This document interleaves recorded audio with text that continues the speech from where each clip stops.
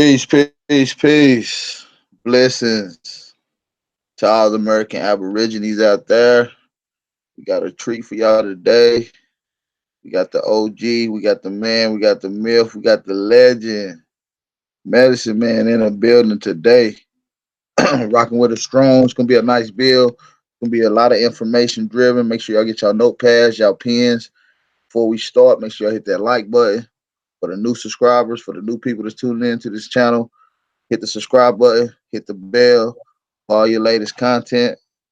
And we got the big brother Anceint is one in the building with us today. It's gonna be a fire build. How y'all feeling today, brothers? Feeling good, feeling good.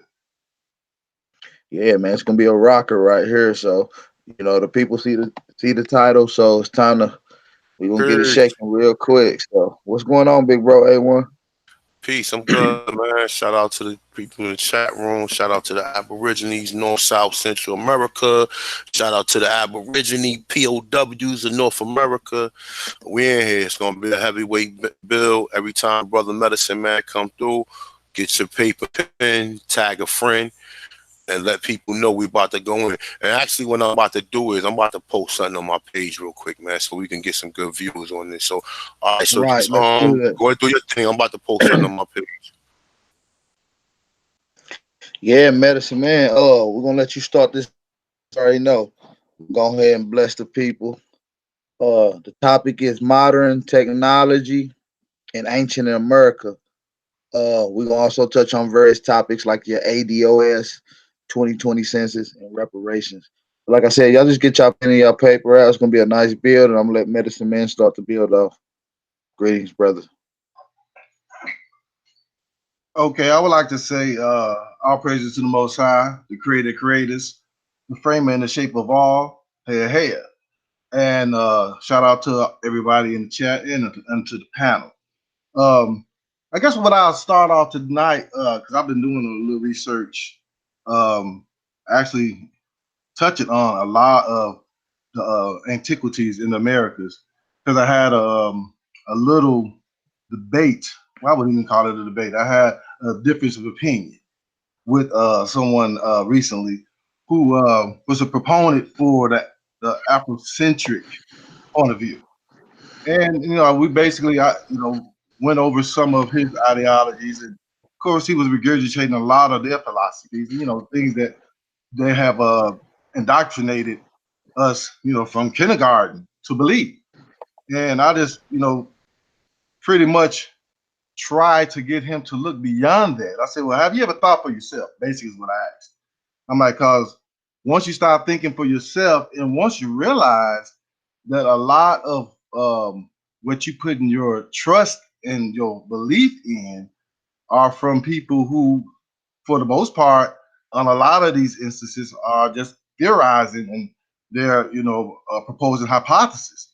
And when these hypotheses are not challenged, they then become somewhat considered fact, or they're passed on as such. And so then once this is repeated a few times, you tend to believe it. And then when they put it in books that they call, school books to educate us, then that's when we are basically indoctrinated with these, made up or tampered, or should I say, rewritten, in many cases, histories.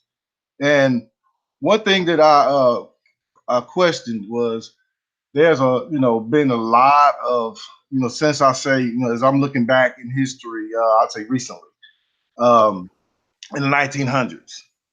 Well, we look at 1900. A lot of our great grandmothers, grandfathers, our ancestors that are still alive were born in this era. I know my grandfather was born in 1907, and so he just passed away a few years ago, but he would have been like in his late 80s now, or going to his 90s if he had been here with us today. But I'm quite sure there are some that still have parents that are in the late 80s, early 90s, that can recall that era of the 1900s.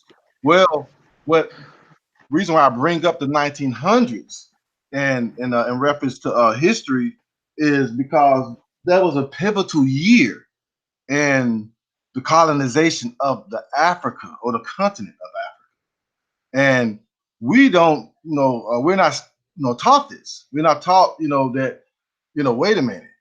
So Europe came over here, or the Europeans, or the Indo-Europeans, or should we say the tribes of the Alemanni, the Gog and Magog, basically initially the Suavi and the Visigoths of those tribes came here, and basically it's the conquistadors, the Spanish and the Portuguese, and they had Moors from Iberian, all of those were in the same areas, and they don't tell us that this occurred, well, from Christopher Columbus, they just say he discovered America. Then they just leave it alone. They don't tell you, oh, and by the way, he just, pretty much, started the trend. He basically broke the mold, because after him, it was a string of conquistadors that came through and did this and did that and did this and did that, throughout the earlier histories. And they don't tell us that there was what we would call superpowers during this time, and one in particular was the Dutch West India Company. Well, the Dutch West India Company basically were initially started off as the Dutch East India Company, and they particularly were involved with the trading and commerce, that being by produce, product, or human trafficking. They were doing this, and what we would call Bharat, Hindustan, before it was India. Keep in mind, right now, it wasn't no India. There wasn't no such thing as no India over there in the Eastern Hemisphere. That was a reference to India in the Northern Hemisphere. In antiquity, they called the Americas India, basically as one of the references that I've come across prior to it becoming India in the Eastern Hemisphere.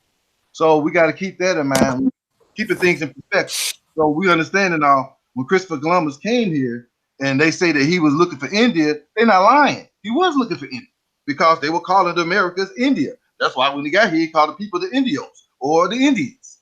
So it all makes sense, but they try to basically sugarcoat it or exaggerate or exacerbate the way so that you won't look at it for what it is. Oh, that's metaphysical, metaphorical, or that was an exaggeration, or whatever. But when you look at the facts, it's common sense. So if the man was coming over here, and I got maps, prior to him coming here, they basically dated like the late 1300s, 1400s, prior to 1492, that says that America was basically the northern hemisphere of America. They have was India, and they said that was a reference to the Americas, India. So if we understanding this, then we know that okay, well, if he was looking for Indians and he was coming over here, they just basically told us another version to basically distract or to take us off of the paper trail. But once you bypass that and look at what it really was, then you understand that okay, that was the onset of a lot of conquistadors from 1492 on. Now keep in mind they were coming here before Christopher Columbus. Christopher Columbus was just the one that was issued under the papal bull, and it was basically something that was of interest to the Spanish crown. See what I'm saying? So there were other what they would call explorers or people that came here to the Americas prior to him that was from the European continent. And these things are not even taught about in history as well. But when you look at what they would call the antiquities of the Americas, then you will realize that it used to be called Calais. And if it was called Calais, and what was now California was called Ophora, the land of gold.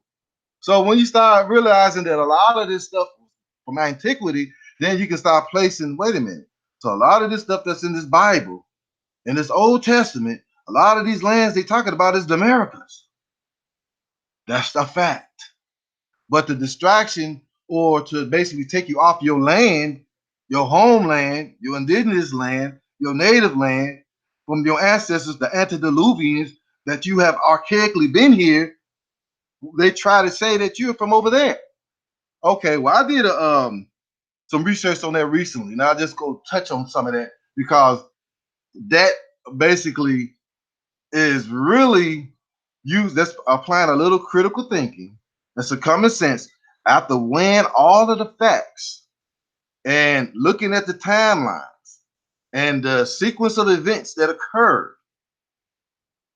It's common sense. After that point, you can understand that, okay, we've been pretty much like Malcolm X said, bamboozled, led astray, run amok, led astray. We have, because of their miseducation, because they teach us what they want us to think. And none of it applies to our history, our true history. Keep in mind, have you ever wondered why they do a lot of excavations? You always hear about something popping up over here, and oh, there's some desert over there, and in Eastern Hemisphere somewhere, in the barren desert. All of a sudden, they done found something. Oh, they found a relic, or they found this tablet. They found. You ever wondered why you don't never find nothing in Americas when everything over here is dated way older than all that over there? When all of the pyramids are, I mean, these are scientists. These are, basically, these scientists have came in and studies, to research both hemispheres. And they came over here and said, now, wait a minute. These over here in Americas are more ancient. And then this gives you basically, a little bit more of how when they can't explain something, they're, well, these was created by aliens. Okay, so it got, if it was created by aliens, we don't even know how ancient it is. So when you're understanding this, then you got to forward think and understand going into it like, okay, well, if scientists, all of the historians, well, I'm going to say all of them, several historians, several scientists, several geographers, all of these people that's in those studies that have came here and extensively did research. I mean, brother AP, I'm quite sure he has something he can share later with you as well. But I've come across documents that's written in the late 1700s, early 1800s by some of these people who came over here marveling over what they found, marveling over the antiquity, the basically the structures, how were they built. I was just watching the video earlier about how they dismantled one of the pyramids, the Mayan pyramids in Mexico, and trying to take it apart to figure out how did they build it, and they couldn't put it back together. So it's still laying there, pieces everywhere. So this is what they do to our ancestors' ruins. This is how they treat, but you got to understand, it's kind of like that, we all have experienced people who really don't have more or concern for your stuff. It's kind of like you bring somebody, that don't live in your area or whatever, and they come in your house and they kick your feet up, say, oh, you tell them, hey man, don't run them grass, they do that anyway. Say, oh, you tell them things that you would rather them not do, and they kick less, and they still do. Well, this is pretty much what's going on because these people, they know that this is something that was conquered by their ancestors. What I can't, I can't get, I guess what confounds me is many of them know. I mean, I was in the dollar store about a year ago. I think I told this story before, and I was at the register about to cash out, and she rung up some of the items, buying some stuff for the house, some dishwashing liquid and some washing powder and bleach and stuff like that. So she was ringing it all up, and it totaled up, I believe, to like 1728 or something like that. And it was a brother standing behind me in line. And I kind of just chuckled, look at the price, and I looked at him and I said, "There wasn't no good year for us, was it?" And then the girl that was at the register, about 20, it had to be in the early 20s, maybe 25 at the late. She said, "It was worse for us." And I looked at her and looked at the brother. Brother looked at me. We both looked at her like, "What?" She said, "It was worse for us." I'm like, "What you know about that?" My grandmom told me. She said, "We were slaves. We were the slaves." I'm like, "Whoa." So that kind of, lets me know that they know the joke is on us. We the stupid idiots that believe everything they telling us. Come from people who just existence by their own scientists say is less than 6,000 years. We believe in them. When our history goes eons. I mean, well, look at it like this. Albert Perry's DNA is 340,000 years. At least that. But we talking about we going by what people less than 6,000 years in existence say to us, telling us. You got to look at it, man. That's why I'm trying to tell people. I don't go by what they say. I listen to what they, some of the researchers, and I follow up on it. I research the researchers. I go, that extra, because I know there's always people who have their own, criteria, their own initiatives, you know what I'm saying, ulterior motives. So I have to look at all of these. I weigh all those, and so with my discernment that, the Most High blessed me with, I look at things, okay, well, that's some BS. Oh, that's his spiel on that. Oh, he putting his 2 cents on that. Oh, this is real spiel. You know what I'm saying? You'll be able to tell when you sit through the dirt. You can get the gems. You know what I'm saying? So that's what, we have to do. We have to be cognizant of that. Because if not, we're going to fall prey to the BS that they've been giving us. And it's, as an educator, I can tell you this. I've been teaching in the public school system since 1999. I done taught all grades from K through 12. I can tell you this from my own experience, that this is a program that's put in place way before all of us.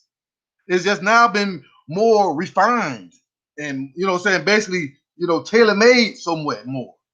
But I can show you books from the 40s and the 50s that's sitting back in some of these locker rooms and some of these storage spaces that, basically say the same thing that they're saying today.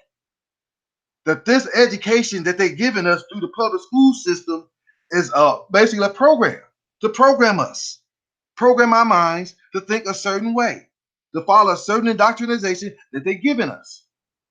Then when you step outside the box and one of them speak the truth, like that young lady did, the cashier, that lets you know that they know. How I'll be 52 next month. How does 25-year-old girl know more than me about her people, that they were slaves, that they came over from Ireland, and they were Slavs? She said this at the register. I'm looking at the brother, he looking at me, I'm like, wait a minute. They know. So you got to understand, the joke is on us. It's always been on us.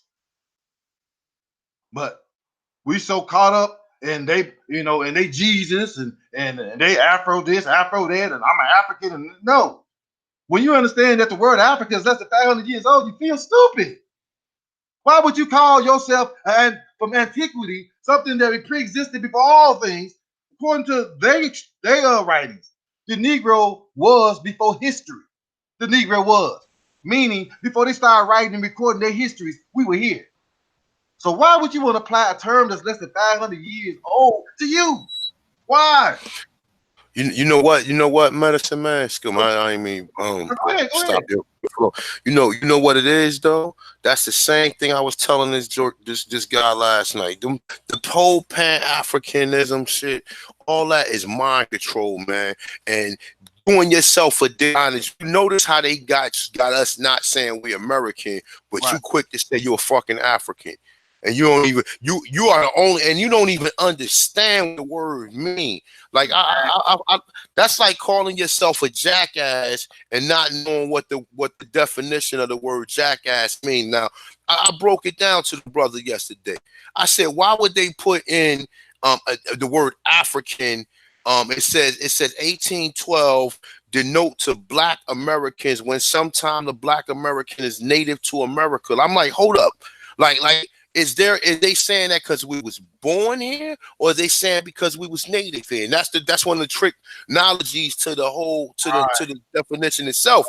You understand what I'm saying? But still, it says within the last 300-400 years that word was created.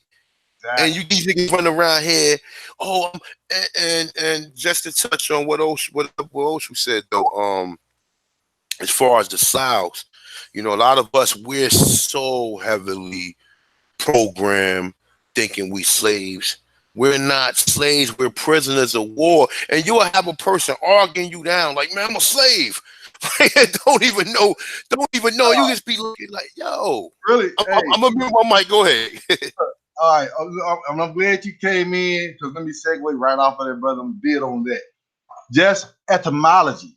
If you look at it from etymology, it's impossible for us to be slaves. Because slave comes from the word Slav. Slav were the Bulgarians, the Russians, the Ukrainians. Those people up there.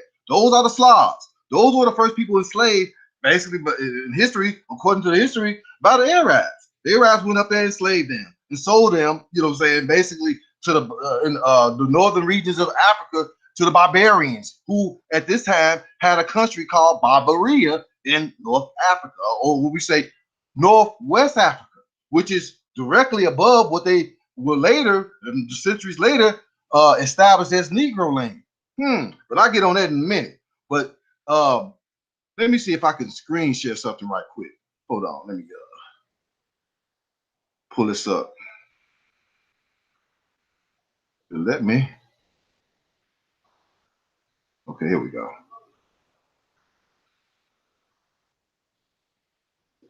All right, can y'all see that? Can everybody see this? Critical thinking and common sense. Yeah, I can see that. Yeah.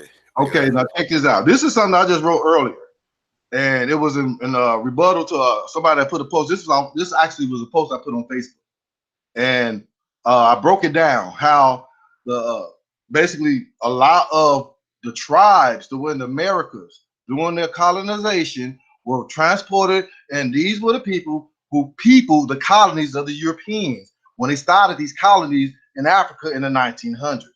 Keep in mind, they came here, you know what I'm saying, from what we'll start at their starting point, 1492. So from 1492 on, they were colonizing in Americas.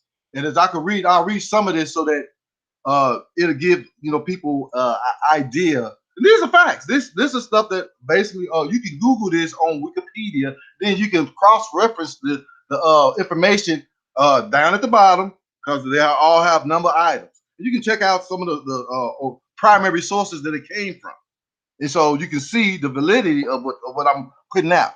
All right, so critical thinking and common sense. How the Tipilamba of Brazil, the Caribs of Suriname, the Guyanese of Guyana, and the Algonquin of New York became today's West African by way of the Dutch West India Company, England, and Denmark in the 1730s. A century after the Dutch colonies of Suriname and New Amsterdam were established in 1624, and New Holland's establishment in Recife, Brazil in 1630. Now, according to the letter about Pieter Jenzoen Schengen, Peter Minuit and Dutch colonists acquired Manhattan on May 24, 1626, from an unnamed Native American people, who are believed to have been the Algonquin Caribsea Indians of the Lenape, in exchange for traded goods worth 60 guilders, often said to be worth $24 in US dollars. Question: if there is no proof of the people who supposedly sold the land to the Dutch, how is this valid? Important to note, the very first slave auction of indigenous Americans was conducted in Dutch New Amsterdam, New York, in 1655. Keep that in mind as we go on.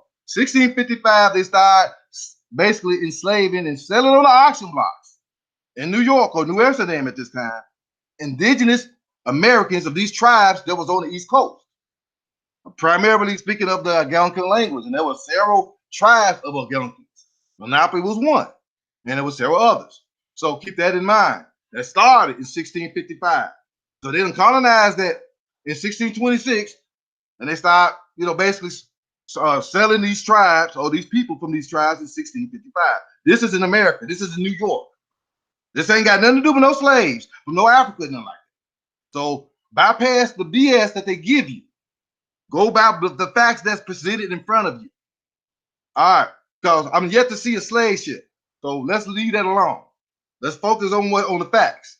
Now, according to Wikipedia, the Tupi people were one of the most numerous peoples indigenous to Brazil before colonization. Scholars believe that while they first settled in the Amazon rainforest from about 29,000 years ago, the Tupi started to migrate southward and gradually occupied Atlantic coast of southeast Brazil. The Tupi people inhabited almost all of Brazil's coast when the Portuguese first arrived there. I repeat, the Tupi people inhabited almost all of Brazil's coast when the Portuguese first arrived there. In 1500, their population was estimated at 1 million people. This is just an estimate because they didn't estimate all the people that was living in the rainforest. So this could have been like 50 million people, for all they know. They were divided into tribes. Each tribe numbering from 300 to 2,000 people of the tribes that they seen, of the tribes that they knew. Some examples of these tribes are the Tupi-Queen, the Tupi-Namba, the Portiguara, the Tapijara, Awara, the Siates, the Timenio, the Tamils, and the Tupi. Well, that are agriculturalists. Now, I might have butchered some of those names, but you get the gist. They grew cassava, corn, sweet potatoes, beans, peanuts, tobacco, squash, cotton, and many others. Also important to note, in the early 1500s, the Jesuits and the conquistadors called these people Negros de Terra, or blacks of the land. We in America, we in South America, 1500. All right. The Dutch Brazil, also known as New Holland, was the northern portion of the Portuguese colony of Brazil, ruled by the Dutch during the Dutch colonization of the Americas between 1630 and 1654. The main cities of the Dutch colony of New Holland were the capital, Merseyside, today Recife, whatever his name is, you know who it is, all that, and then some. All right, let's move forward. From 1630 onward, the Dutch Republic conquered almost half of Brazil's settled European area at the time, with their capital in Recife. The Dutch West India Company, which is WIC. So when you see WIC, the original WIC, before we was getting WIC, you know what I'm saying, with the food stamps, this WIC was the WIC that was basically, you know what I'm saying, turning tricks and making everything happen. When they talking about the transatlantic slave trade, they talking about the Dutch West India Company, their transatlantic slave trade of the Americas. It was a triangular trade from the northern regions of the East Coast, all the way down Florida to the Bahamas, all the Caribbean islands to South America, all the way all of Brazil. And if you know anything about geography, you know Brazil is most of South America. So basically, this was all of their places that they had a triangular slave trade going on. So understand this. So when we say WIC, the Dutch West India Company set up their headquarters in Recife, that was in Brazil. And John Martis invited artists and scientists to the colony to help promote Brazil and increase immigration. So they were trying to encourage more Europeans to come on over there, you know, inhabit it. You know, now we're talking about in the 1630s on after, you know, so they're trying to get more people to come on in. However, the tide turned against the Dutch when the Portuguese won a significant victory at the Second Battle of Guararapes in 1649. On January 26, 1654, the Dutch surrendered and signed the capitulation, but only as a provisional pact. By May 1654, the Dutch demanded that the Dutch Republic was to be given New Holland back. But on August 6, 1661, New Holland was formally ceded to Portugal through the Treaty of The Hague. And when you research the Treaty of The Hague, that was a lot of other stuff that was happening as well. These were basically provisions that were given to some of these European countries at the time over American. They were basically, you know, ceding up. Like, okay, well, you can have this part. All right, well, look, give them that, y'all have that. This is what they were doing. So when you research the Treaty of The Hague, you will see more, you know, in detail what happened. This is just basically one facet of that. All right, let me see. This is basically some of the history, whatever. I want to get some to the you know, to the real. I will say that 1650 Lord Willoughby, he was the governor of Barbados, and he furnished the vessels to settle a colony in Suriname. So this is basically when the people of Suriname or the Caribs that were in Suriname basically were starting to be colonized. Okay, so at first, Suriname was called Willoughby Land after Lord Willoughby. And this arrangement was made official in the Treaty of the Westminster of 1674 after the British had regained and gained lost Suriname in 1667. And the Dutch regained the colony in 1668. So there was a tug of war right there going on. So, but then the Dutch got it back. So in 1683, the Society of Suriname was set up, and they kind of modeled after the John Baptiste Colbert to proper management and defense of the Dutch Republic colonies. And if you research John Baptiste Colbert, he had different mechanisms or different measures put in place that, you know, he was basically one of those people that was sent out when they went to colonize somewhere. He sent him, you know, so they can go ahead and colonize. So after going over several different, you know, trips to colonize different places, you know, you get it down to a science. And so now this man, you know, he got it down to a science. So they, hey, he's this expert. Let's bring him on in here so he can show us how to go ahead and do this. So that's what he came in picture at, you know. So if you research him, you know, you'll see more about that. Let me go down and say that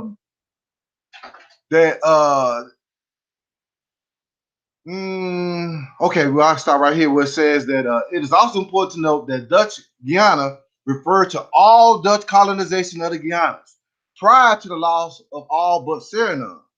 And Dutch Suriname was commonly called Dutch Guiana after the loss of other lost colonies in the area. So even after they lost Suriname, that whole area, they were calling it anyway. You know, so they had, of course, Guyana was right next to Suriname, so both of those basically their territory. When they lost Suriname, they still were referring to basically to all of the area, even though it was still just, you know, the little Guyana, all that was Suriname. Okay, so to give a better perspective of just how ruthless and inhumane the Neanderthal, well, I need to go ahead and take that off. Proofread. All right, to give just a perspective of just how ruthless and inhumane the Neanderthal Hollanders, because keep in mind, these Hollanders come from the Valley of Neander. They were called the Neanderthals. Now you put H right there, okay? Put H right there. But this is their history. They come from the Valley of Neander. They were called Neanderthals. The Hollanders were to the Native Americans. This is a perspective of how they treated the Native Americans, the natives of the Americas, brother. According to the book, America being the latest and most accurate description of the New World, it states, the young children they murdered, beating out their brains against the stones. The kings and princes of the country, South America, they either scorched to death or threw them to the dogs to be torn in pieces. The poor people, they drove into their houses and then set them on fire. Those that remained were condemned to the greatest slavery imaginable, being used instead of mules and horses, and having greater burdens laid upon them than they were able to carry, insomuch that thousands of them fell down dead under them. Some out of despair running into the woods were famished. And this one province only they massacred above 20,000 men, and among others, persons of quality, which has civilly entertained them. Let me repeat that. They slaughtered 20,000 men, and among them were the people who greeted them, who brought them in, who showed them some love. Hey, man, y'all come on here. Hey, come on through. People, persons of quality, which had civilly entertained them. Nay, they tortured them, the poor innocent natives, all the ways they could possibly invent, only to know of them where their gold lay. That's all they wanted to know. Where your gold at? In other words, the Dutch Hollanders showed no mercy or compassion for the lives of the indigenous Americans. They took the children from the arms of their pleading mothers and smashed the babies' heads against stone walls and structures, splattering their skulls and brains all over. They burned the kings, queens, and nobles to death, or threw them to the dogs that the Dutch had trained to dismember and rip their bodies apart. They forced the poor into their houses, and they then burned them alive. Those who survived all of this were subject to the most cruel forms of slavery imaginable, and many dropped dead from the unbearable burden and torture. The only concern that the Neanderthal Hollanders had was, where was the gold? This is America. Now, let's go to Negro land. All right. Negro land established in the 1720s. This is after all I just said now. This is like 200, almost 300 years after all I just said. Okay, let's talk about Negro land in Africa. It is important to note that Negro land was established through a partnership between the Dutch West India Company, England, and Denmark in the 1720s. This is almost a century after the Portuguese, Spanish, and Dutch had already colonized the Americas, subjugating and enslaving thousands of Americans in North, Central, and South America. In particular, the Dutch Wick had a monopoly on the trade between the Americas, and they had colonies on the east coast of North America, New York, the Caribbean, the Netherlands, Antilles, and South America, Suriname, Guyana, and Brazil. So for a century, the Dutch enslaved 3 to 4 generations of indigenous Americans from North, Central, and South America before they partnered with their cousins, England and Denmark, to establish a settlement in a thinly explored and unknown region of West Africa, just south of Barbaria, the land of the barbarians, the other cousins of the Dutch, English, and Danes. Now keep in mind, we're talking about people who came in and conquered these lands now, and they took the names of the people that they conquered. So now, when we talk about the Dutch, we're not talking about the original Dutch that was there. We're talking about these people of the Germanic tribes, the Alemannians who came down there, the Burgundians who took it over. When we're talking about the barbarians, we talk about the Vandals who came from the Alemanni tribes and went into North Africa, settled there, and basically intermixed with the Barbers and basically became the Barbers and took it over. They had a land called the Barbaria. They were the barbarians. This is in history. Read it. These all are cousins. They all come from the Alemanni tribes, Gog and Magog, from the king of the north, the Caesar Japhet. This is them. Now, just merely applying some critical thinking and using your common sense. When the Dutch sold their sugar mills and other plantations to the Spanish and Portuguese, and they abandoned their colonies and settlements, do you think that the Dutch just up and left all of the generations of human property that they had acquired from their colonization of the Americas? You don't think that they brought them descendants of the 3 to 4 generations of indigenous Americans that they had in servitude to establish a new colony in another continent that they themselves say was thinly explored in an unknown region of West Africa? You don't think that, do you? No, surely not. Who do you think built the settlement, carried the supplies, planted the crops, and toiled all the labor? If the Tempe Lombard will adapt agriculturalists who grew cassava, maize, corn, sweet potatoes, beans, peanuts, tobacco, squash, cotton, and many others, you don't think that they brought these crops with them to Africa, do you? This would explain how 600 of the 640 crops grown in Africa today are originally from America. They're American. Now, Negroland or Negrecha was an archaic term in European mapping, describing the inland and by Westerners poorly explored region of West Africa. This is not my words. These are the words that these scholars put down. These ain't my words. I'm repeating what they put down. I just capitalize it to get your attention.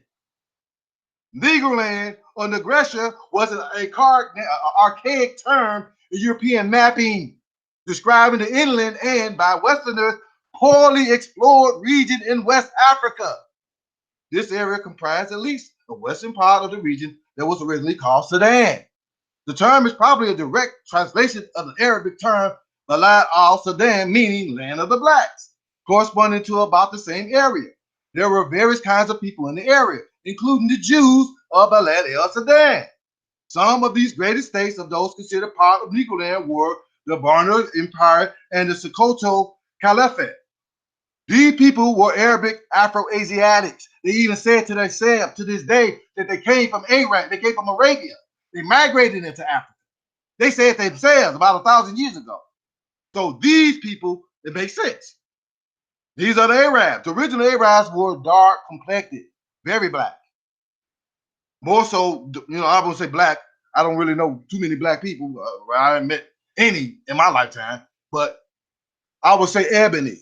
They were really dark complected. Just like some of these people that you say in Sudan today. You know what I'm saying? Just like some of the people that call themselves the Lombards that say that they themselves came from Arabia. Okay, so now you understand. Okay, so these people, they came from Arabia or Asia. They came from that area. They came from the east into this continent, which was basically, before all of this, it wasn't even called Africa. Let me break it down for you. Africa is a Greco-Roman term given to the continent by the Romans when they had their provinces on that continent. Africa Proconsularis, Africa Vetus, and Africa Nova. These were the provinces of the Greco-Romans. This is what the term Africa comes from. And initially, it was just applied to Carthage, which they had conquered. They called that Africa, which became Tunisia.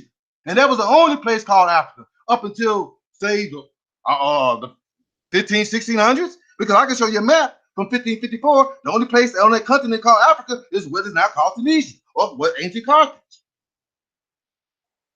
So you got to understand, this was a term that gradually became the name for that continent as recent as less than 500 years ago.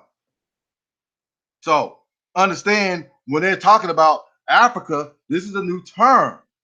And it originated from basically the Romans when they had provinces, when they were colonizing the continent. They had their colonies there. Again, Africa Proconsuleus, look it up. Africa Vetus, Africa Nova. These are basically the locations, the provinces, the settlements, the colonies that the Romans had. This is your origin of Africa. Africans, wannabes, all those who claim to be, should I say. So understand that. So these people were Arabic Afro-Asiatics. Hold on. I'm sorry to interrupt. Go ahead. You okay, because this is where you get the word Scipio or Africanus from, right? Well, they say that was one of the generals that conquered Carthage. But they in relation, they related to something dealing with what you just said. You saying that they just came from Rome, or just came from over there. All that, like see, people get caught up with the names, Greek, Rome, all that shit the same. But nonetheless, though, yeah, that's because a lot of people, they having a hard time with kind of making a transition to realizing that they not Africans. And when we see what people, the funny thing, Medicine Man, you got brothers out here who claim they so educated, but they take on terms and they don't even understand the terms. Man. You know what I'm saying? If we just like you said, black, we never see nobody black, because black is a negative status, civitive motus. But these niggas that try to flip it around and say, well, I'm using that energy to summons what's one of them African gods? Fucking. But see, what they don't understand is the ancestors never called themselves black. They never referred to them as that. It was the other people, it was the foreigners who called them this. These are titles that were given to them. They didn't actually. They didn't say that what they were. They had tribe names. Yeah, this is where you get your color, law, and all that other shit from. The funny thing, like I'm just gonna say this, and I'm gonna just let you keep on rocking out though. But even when you understand where the word African came from, people still is not letting it go. Like I said, you will claim to be an African faster than you will claim to be an American. And then you don't even, I ain't no American. You don't even understand that. First of all, there's only one American here, and you have a lot of United States citizens. Right.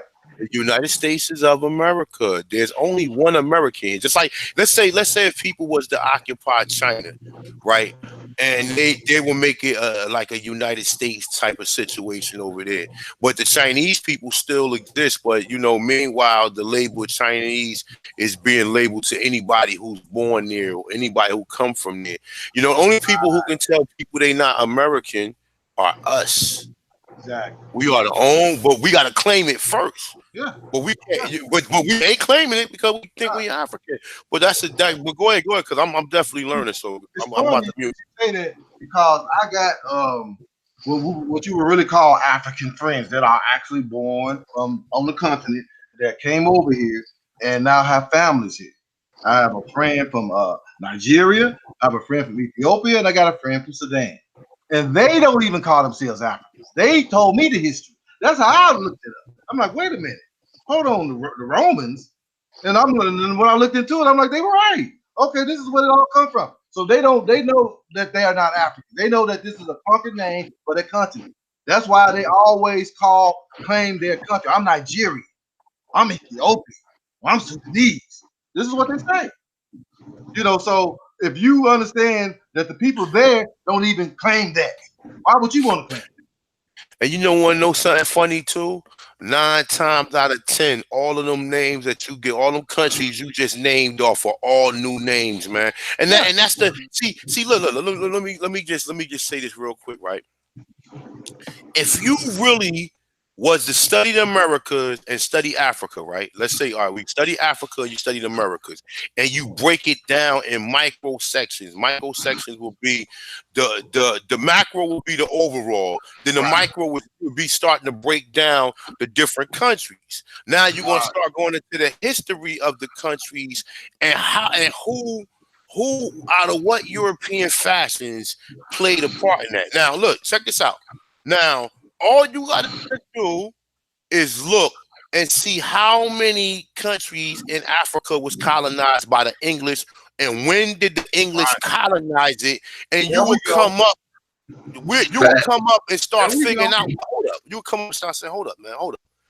Like, but see, what they do is they try to tell you the whole slavery Right. story in a macro setting to Right. where you can't really break it down and say, well, hold up, the Dutch, the Spanish, the Portuguese, the English, these are all different moving fashion. These people are not in. These are not different sects of one overall goal. These people are emulating according to what they heard Columbus did. Because when Columbus took them 1,500 men back over there, why would they bring anybody here? And it makes so much sense when you sit there and you think about it. Well, hold up. Yeah. It's If not, Columbus took people over there, he comes back, and then people are like, oh shit, that's how you doing it? All right, I'm back. Man, we going over there tomorrow, man. You see how this nigga rolling? Nah, we going over there tomorrow. And then you go over there, and then you try to implement the same thing, and you take a body of people, and this is like you said even with the Nigerians. But like I said, for us here in North America, let's just cut that off. right. North America itself, the English colonized here. The English, the French, and the Spaniard. But the French and the Spanish didn't have a threshold on it like the English had. The English wanted it. They weren't gonna take nothing. They weren't gonna take no for an answer. They was Right. willing to slaughter, murder. And do all of the foul things that you heard Columbus do and more to get this property, this land here. You Yeah. understand what I'm saying? Because but nonetheless though, when you study West Africa, because they'll tell you, oh, you came from West Africa. Okay, well, what English colony did West Africa outside of what? They had Sierra Leone and Liberia, right? And there's one more, right? Right. What was Ghana colonized by? Mm-hmm. The French. What was by the French, right? Yep. So it would be impossible for the English to go to Ghana and then bring them back to the West Indies, even though the English did have the West Indies, but the English was playing a different role than what most people think, because the English was sending people from here to over there. So the Right. English would ship you around their colonies. It would make no sense for them to go to a country in Africa and they already warring with the Spanish and the Portuguese and all these people or whatever and snatch people up. No. They just want to colonize people here and ship them back and forth and up and down the southeast, northeast seaboard. I'm Yep. gonna mute my mic though. I'm gonna mute my mic, my brother. Go ahead. But you're right. That's exactly what happened. You know, it's basically what they tell us is in reverse. Really. I mean, just what you all said as far as the colonization. I'm about to get into that. You know, so I'm glad it's like you just making me segue right into it. It's just beautiful. But it's like when you know that the time frame. That's what I said earlier. Time frames. If you understand that it wasn't until the 1900s when the Europeans started colonizing America, then you understand that it was in the 1500s when they started doing it. You know, here in America. I mean, well, the 1900s in Africa, I said. And then it was the 1500s in Michigan. It's a 300-year, span right there. The 300-year block of them in the Americas prior to them going over to Africa and start colonizing it. Okay, so getting back to what I was saying earlier about Negro land. This is important because this is West Africa. When they say Negro land, they're talking about West Africa. What was West Africa? Now, when we understand that Right here it says it represented the area between the region of Guyana rather, and Zara, or the desert, the Sahara Desert, which was called Zara. Now, prior to it becoming the Sahara Desert, it was the Sahara Ocean. This is an antiquity. This is prior to it becoming a desert. But that's a whole nother story. Directly below, it was located directly below Barbaria, or the land of the barbarians. If you look at old maps of the continent, you will see in the northwest section, right above what is now what they would call Negro land, it was a land called Barbaria, or the land of the barbarians. That's where the Vandals lived. They basically inhabit that area. And of course, there's also tribes of Arabs that migrated into the area as well. And these people today are known as the Barbers. So you have that going on in northwest Africa, should we say? So Ghana was referred to the south-facing coast of West Africa and the land stretching up river from there. Herman Mo's 1727 map labels these Grain Coast, Slave Coast, and Gold Coast. Negroland was the territory to the north of this, along the east-west axis of the Niger River and the west-facing coast. Mo's map labels Gambia, Senegal, Mandinga, and many other territories. So if you can look at, you can Google him, Herman Mo's 1727 map. You can see basically the map that has these areas depicted on, and it's right south of. Well, actually, it's on the map of Negroland. Actually, that map.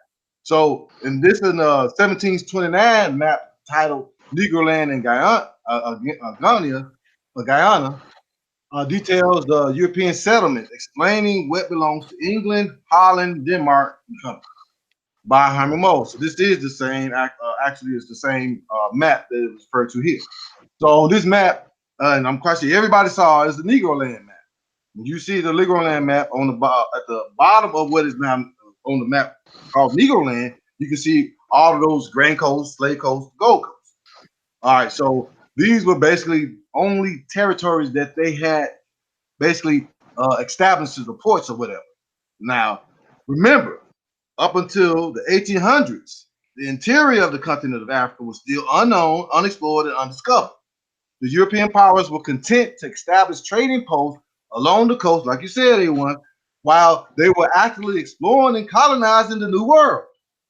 Explorations of the interior of Africa was thus mostly left to the Arab slave traders, who, in tandem with the Muslim conquest of Sudan, established far-reaching networks and supported the economy of a number of Sahelian kingdoms during the 15th and 18th centuries. Now, what I should mention here, Sudan now was part of what is now Negroland. It's not Sudan where it is now in East Africa. It was at this time the area of Negroland was called Sudan. So we got to understand that we're referring to Negroland in Sudan, not the Sudan of today. Okay, so at the beginning of the 19th century, European knowledge of geography of the interior of sub-Saharan Africa was still rather limited. Expeditions exploring South Africa were made during the 1830s and 1840s. So that around the midpoint of the 19th century and beginning of the colonial scramble for Africa, the unexplored parts were now limited to what would turn out to be the Congo Basin and the African Great Lakes. This heart of Africa remained one of the last remaining blank spots on world maps for the latter 19th century, alongside the Arctic, Antarctica, and the interior of the Amazon basin. It was left for 19th century European explorers, including those searching for the famed sources of the Nile, notably John Hanning Speke, Sir Richard Burton, David Livingstone, and Henry Morton Stanley, to complete the exploration of Africa by the 1870s.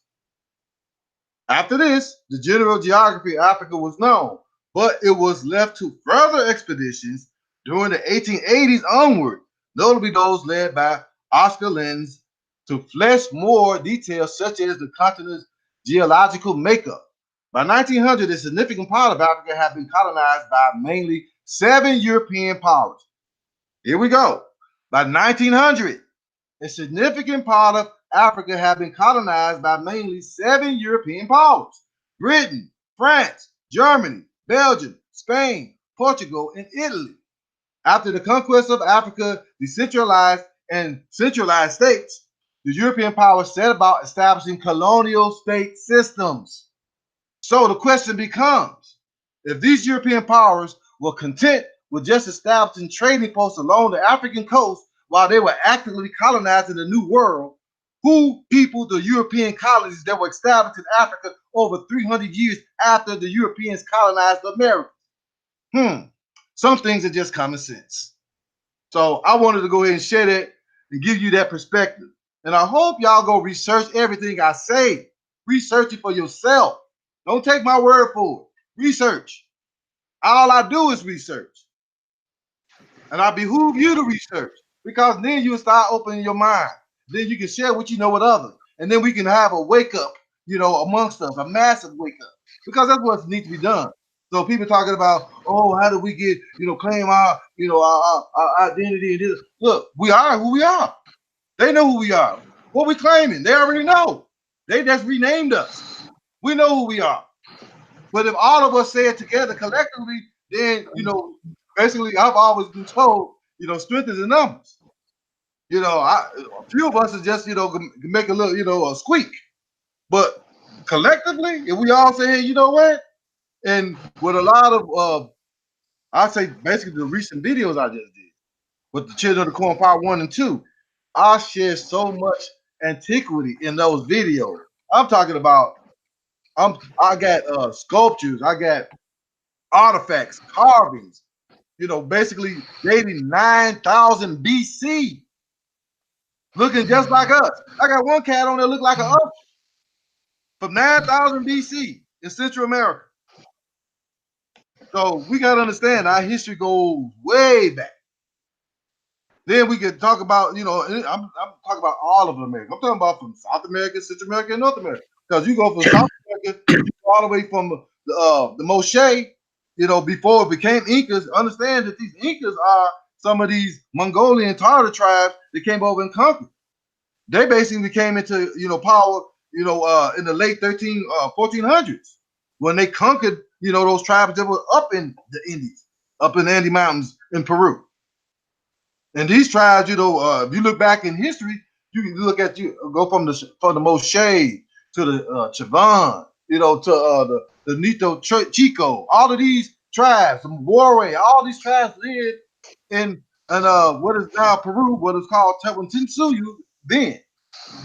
The ancient name. So we have a wealth of antiquity of people that they left images so we know who we are. They look just like us. I mean, I see these things and I'm like, man, I seen somebody look like him up at the store the other day. I just passed somebody the other day look just like that. You will see this. Then maybe once people start realizing that, hey, wait a minute. They mean you tell me that we got all this stuff that's dated way before they even knew about Africa, and they just colonized Africa in 1900. That's 300 years after they colonized America, and they got us thinking that we African, when they basically took all the people that they had in the colonies from America, brought them over there and colonized their new colonies in Africa. Granted, they did take some people that were already there, that they basically, conquered and enslaved. But you got to understand, if you're going, this is common sense to me. If you're going in a thinly explored region of a foreign continent that you don't know nothing about, and it's thinly explored, so you don't know what you're gonna get. You know what I'm saying? So last thing you're gonna see is people. It's thinly explored. So if it's thinly explored, you ain't see nobody. Because if you did, you would have said, well, we explored, thinly explored it, but we saw these tribes here. There ain't no mention of that. So they didn't see nobody. So if they went into a thinly explored area and they ain't see nobody, who did they have to do what they needed to be done? If they had colonies in America 300 years ago, prior. Facts. That just makes common sense to me. So I just wanted to, to share that to basically kick things off so people can really get a real good understanding of, what we're dealing with. So I'll go ahead and yield the mic for the moment. You good, bro. You went in. I just want to get back off of you. We had dictators, roughly about 1,000 years ago, according to some of the Baltimore Park mirrors and some of the stellays. Uh, that's what I got pulled up now on the screen. You see them coming in boats. You see them coming by boats by large numbers. Mm-hmm. You see what I'm saying? And they Mm-hmm. come in with one intention, they're trying to take over the land. But we got to understand that we wasn't just a group of people that'll sit down and just let people come on our land. We was territorial, and we held our fort down. Similar to what you would see implemented in New Sentinelese or New Sentinel Island, and Right. they're attacking anything that comes close to their shores. You see what I'm saying? They making sure they got a good infrastructure on the land and the breaching of land. And if somebody do breach land, it's consequences. You will be snatched up, or what they call sacking the enemy.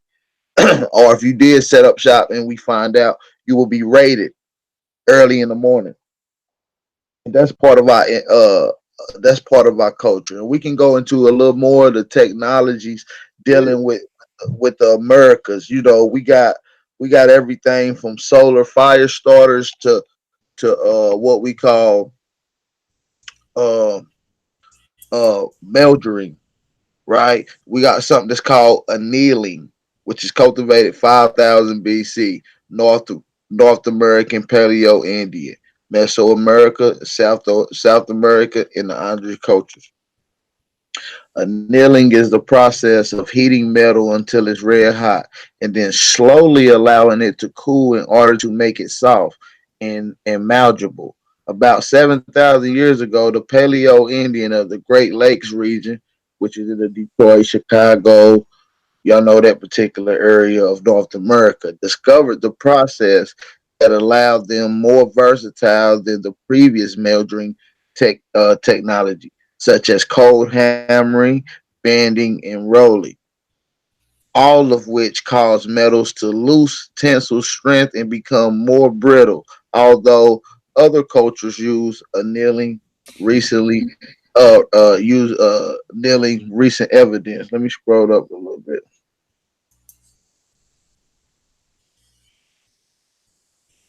Let me scroll up. Recent evidence points to the fact that these early American Indians were the first metal workers in the world to invent annealing. So what I'm telling you is this is an encyclopedia that's letting you know that the people of the Northwest region are the first people to do this what they call annealing process with metal. And for your father sources, y'all can just look at these sources right here that I got highlighted for you guys. And y'all can look it up for yourself. Don't take my word for it. This is the American Indian Encyclopedia. You see what I'm saying? We got to understand how important it is that what our ancestors had gave in contribution to the world. And the kneeling is an essential part of tools, building, hunting, cooking, lifestyle. You see what I'm saying? This would have played a essential part in Aboriginal culture. You see what I'm saying? You can't make a hammer unless you done got it shaped and right. You see what I'm saying? Because you know how it is with melding. You know what I'm saying? The kneeling process is just getting more precise with it. You see what I'm saying? Like for the instance, it's considered that the Mokal have been the most sophisticated in the Americas.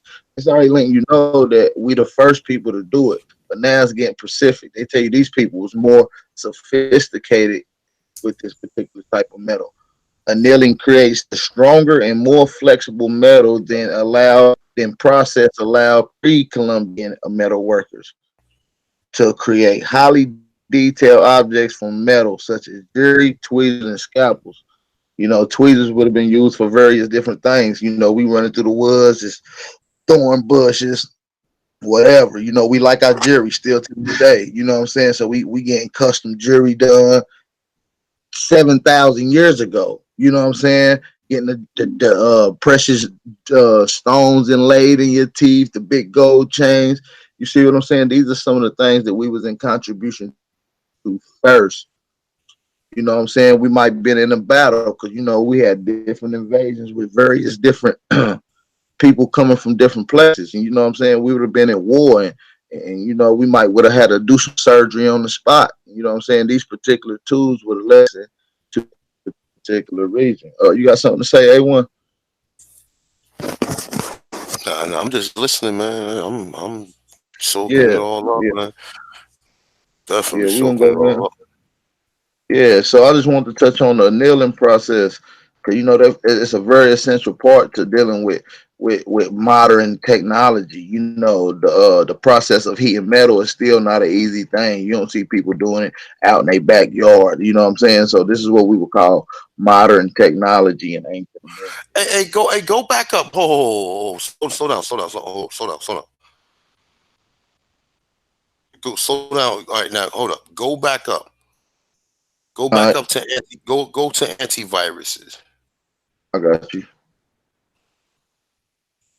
It's right there to the right. It say all right. It say antiviral medications. Yo, read that. All right, let's go in a little bit on it. Antiviral medications, North America, Great Plains cultures. So it's giving you the same particular region where these people would have created the annealing process.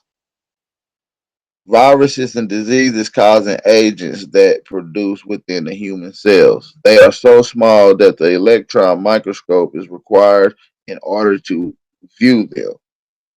Only in the last decade of the 20th century has medical research had breakthrough discoveries of a small number of antiviral drugs, including interferon and azotiamine, to combat the HIV and virus that cause AIDS and the I can't even pronounce that damn word to encounter and some other disease right here that's highlighted to encounter herpes.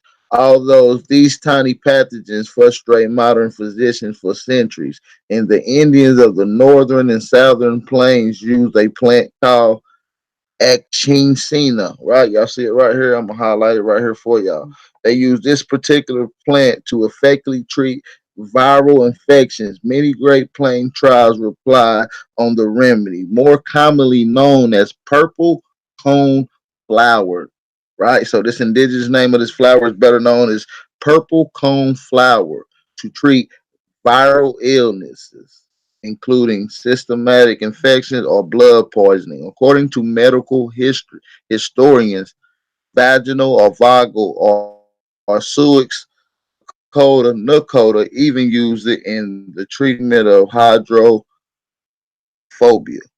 more commonly known as rabies, a disease caused by viruses. Today, that particular cone flower, the purple cone flower plant has been become the most popular over the encounter cold and inflammation and influenza remedy. Let me go there. My bad. Apologize about that. Biochemists have found that two compounds in the root of the purple flower plant and the action and the caffeine acid fight viruses by boosting the effectiveness in the efferon, the antiviral compound that the human body manufactures on its own combat infections. So the, chic, the chicoric acid also found in the purple cone flower inhabits the ability of viruses to produce. So what they saying is that beyond technology, when you start coming out with these particular type of flowers enhancement to fight viruses and mucuses and various different viral diseases, this that's what you call chemistry. That's what you call using science to what we would call a cure today, or a miracle. This is something that we implement. It's similar to when you watch the movie Wakanda, right? And they want to go talk to the ancestors, or he ain't got the powers that he need, right? He all cut up with infections and shit.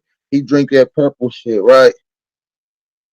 He go see the ancestors. He pop out the dirt like he just did a whole goddamn thing of steroids. You feel me? That's what the purple cone flower gonna do for you.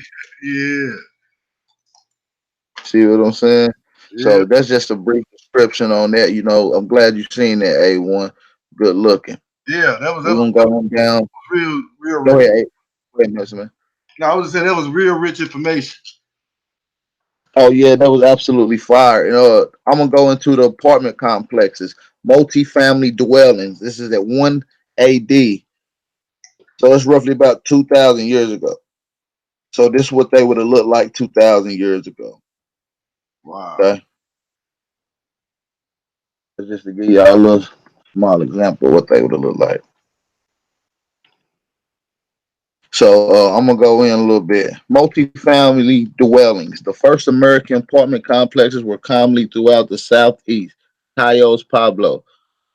Still to this day, they are being occupied. So let me show you. I'm gonna stop right there for a second.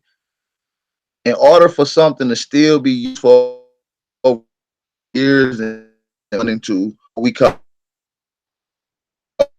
the longevity of a complex building, right? That means these things are still inhabitable for people today. They still got running water in them. They still got bathrooms in them. They still got windows in them. You got doors. You got patios. This is the same blueprint that we laid out for apartments and duplexes today. If you look right here at the top, it's built on top of another apartment. It's what you would call a duplex or apartment complex. So let's get into it a little more. Was occupied today. It is the prime example of the Pablo style architect invented by the Nazis, who began building their structures in what the southeast region about 700 AD. This picture was taken in 1941. Okay, this is National Archival Records. This is empirical data. Y'all write this down. I'm gonna give y'all the sources for this shit too. In fact, let me go up for you. Yeah, somewhere. It's somewhere. You catch me in a minute. Shit. Yeah, as we go on, as we move on, we gonna keep this shit rocking. Make sure y'all hit that like button out here. You heard? Getting it cracking. We got Medicine Man. We got A1 in the building. We lit in this thing. Make sure you hit Sure. that like button. Make sure y'all sharing the video. We going in.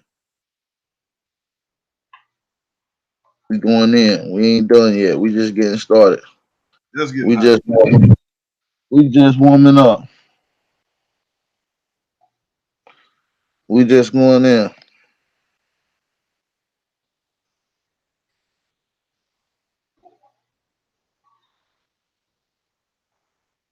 So let's talk about it. Let's talk about bridges. Bridges takes a unique science to create. You know what I'm saying? To make sure they're efficient. You know what I'm saying? Make sure they durable. You understand? Bridges were integral parts of the Inca road system. The Inca built pontoon bridges and cultivar bridges as well as suspension bridges. Many were more complex than the one in this drawing by Felipe Gomes Palm de Alala. I don't know how to say that name. Apologize. An Indian historian and artist who lived in Peru in the early 1600s. So this is would have been a depiction of the bridges that he would have seen in the early 1600s with his own eyes. A true depiction, which took obviously a particular set of skills to go into. This is the bridges. Okay. All right. Look, let me just interject right quick on that note. What you just said, it takes skills. And now let's look at it for what it really is. Now, the people that they call the Incas are part of the Mongol Tartar tribes that basically came and conquered the Americas. Now, if you research the Incas, it tells you that they were probably the new Johnny on the scene of these tribes. They were the last of the tribes to conquer a region of the Americas. So when we talking about these bridges, we talking about this landscape and stuff. If you got people that are nomads, nomadic people that come from the plains and stuff, show me some bridges, show me some pyramids, show me all the stuff that they're acquiring or they're attaching to these people today. Show me that over there where they come from. I don't Right, none of that over there. So we got to understand that when they came over and conquered these regions and these territories, when they subdued the people, they got them to do the work. So they were building the bridges, they were building all this stuff. Not the people, not these barbarians or these Chica what they call the Chichimecas, not the Chichimecas, which is a term for barbarians. Mongol titles were called Chichimecas. That means barbarian in English. So if they were barbarians, show me some pyramids, show me some temples, show me some Omak heads, show me some bridges, show me anything over there in Siberia that they built before they came here. So I can say, yeah, Right, right. Goddamn Pan Africans. Cyrus stupid said he must be out his cotton picking mind because he think that the Olmecs brought statues perfectly carved out of Africa to the Americas and didn't leave one in Africa. I don't understand that point of view. look, Plus, no empirical data points that Olmecs even originated in the continent that we call Africa today. All the data, the evidence that's an attribute to the Olmecs, simply lead back to the Americas. right. I say it like this because people always trying to say, oh, where they come from, where they come. Look, it's simple. If these people were highly advanced in technology like that, if they came from somewhere else, they would have left that where they came from. So you know, hey, they came from there. So only place I can say that the Olmecs could have came from, if they ain't come from, if they wasn't originally here in America, they just came up with that ingenuity themselves here in the Americas, they must have came from Mars because this stuff on Mars looking like this. So what they say. So that's all I'm saying. You know, I'm being hypothetical. Right, You know what I'm saying, sarcastic. But I'm just saying, they always try, to sugarcoat or try to distract from or deflect from the truth. So it's common sense to me. Wherever you say that these people came from, they have had to have a foundation of whatever it is that they done so great, so monumentous here, where they come from. They ain't nobody gonna just come up and go to some foreign land that they just migrated to and just all of a sudden wake up in the morning and say, hey, let's build a pyramid. I know exactly how to do it. No, this is stuff that you have basically you got people who've been doing this for years that's been passed down to them. This has been taught. You know what I'm saying? right, right. Then you got pseudo ass niggas coming over here talking about ain't no way them goddamn pyramids in America are the same. Like, nigga, get out of here. What move? You Hey, must have slipped and bumped your motherfucking head, or you must be at your cotton picking mind. Sorry, I stupid hey, say. let me So, I'm gonna let you finish this little spiel right here, but I'm gonna pick up on the pyramid thing after you finish this because I got some information on that. I actually can tell you right now, the oldest pyramids, according to scientists, and I always like to, quote them. So, according to the scientific community, the oldest pyramids on Earth is in the Americas. Period. Okay, let's move on. right, and we about to get to that too in just a second. All right. Uh, right. So for all you Pan Africans out there that may be tuning in, that may not be tuning in, this is for my people anyways. We teaching. Basketball is a common sport that our people, the American Negro, find accustomed to. We play it, we like it, we enjoy it, we dominate in it. And it ain't no reason why it ain't no coincidence. It's encoded in our DNA. Basketball was cultivated here in America about 1,000 BC. Mesoamerica, North America, Southwest cultures. Basketball, a team sport in which points are scored by throwing a rubber ball through a hoop, is an all-American game that, as most people believe, was invented 100 years ago. Wrong. It's not invented 100 years ago. In Right. truth, it was played by the American Indians about 3,000 years ago. The Olmec, who lived in southern Mexico. Did it say Africa? Nope. No, southern Mexico and Central America from the 1700 BC all the way up to 400 BC. Originated the game by latex producing trees grew in their area. And they had developed the technology to create balls made from rubber. Okay. Who invented it? The Africans that came from the Olmecs came from Africa, invented that shit? Or did they say they invented it here in America? Like, I'm In confused. America. They said in America. Okay. Show me Said some in rubber balls America. in Africa. Show me some rubber balls in Africa. That's what I want to see. Right. Show me one. So the developing technology to create these balls was made here in America. Because the game was first one known to have used a rubber ball, many anthropologists consider it to be the first. I mean, to be the forerunner to all modern games. So what it's saying is this particular game laid the blueprint for all the particular sports that we see today, from baseball, rugby, soccer, whatever. Right? We about to get into that. Right. It lays the blueprint to modern games today by using bouncing balls, including basketball, soccer, and football. Both noble and commoners played the game, and nearly every isolated male participated in the nobility sport.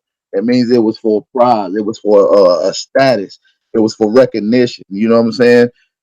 It was for your pride. You see what I'm saying? And the professional basketball teams that played on feast days.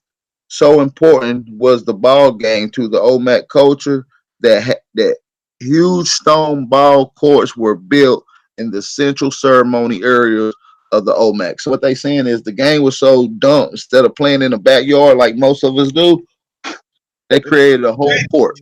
Yeah, They created a whole basketball court with stadiums and goddamn echo sounds for you. You see what I'm saying? They went all the way in for you.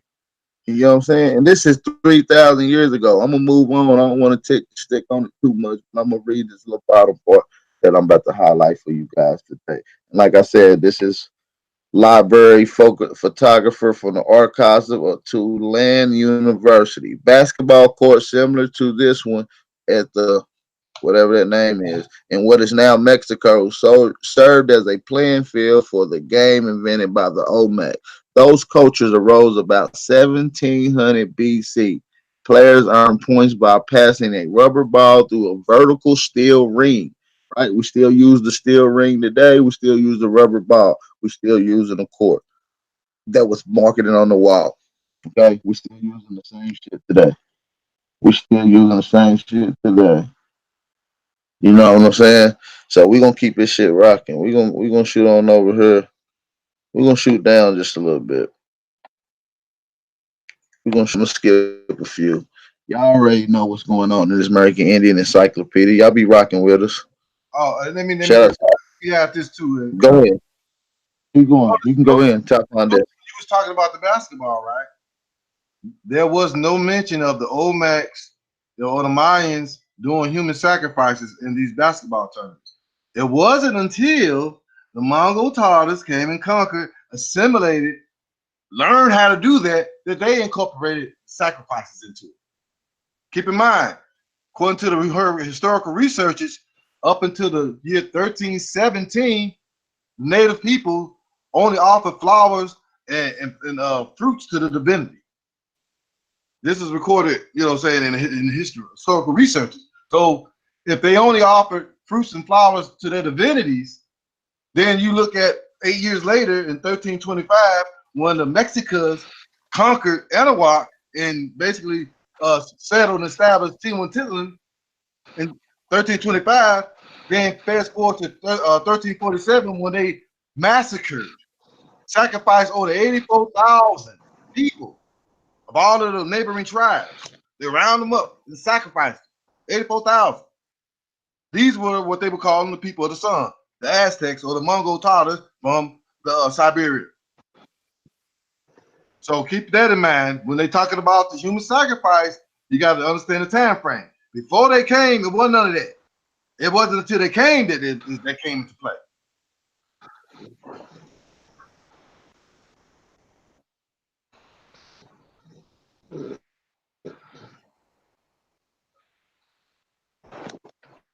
Hey, What you got here? real quick on that. Real quick on that before we move forward with that. As far as the sacrifices, right now, I have read somewhere and I cannot find this information.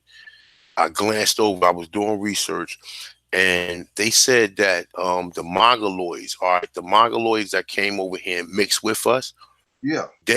they basically was the Negritos, and they said they sent them to the Philippines. Right.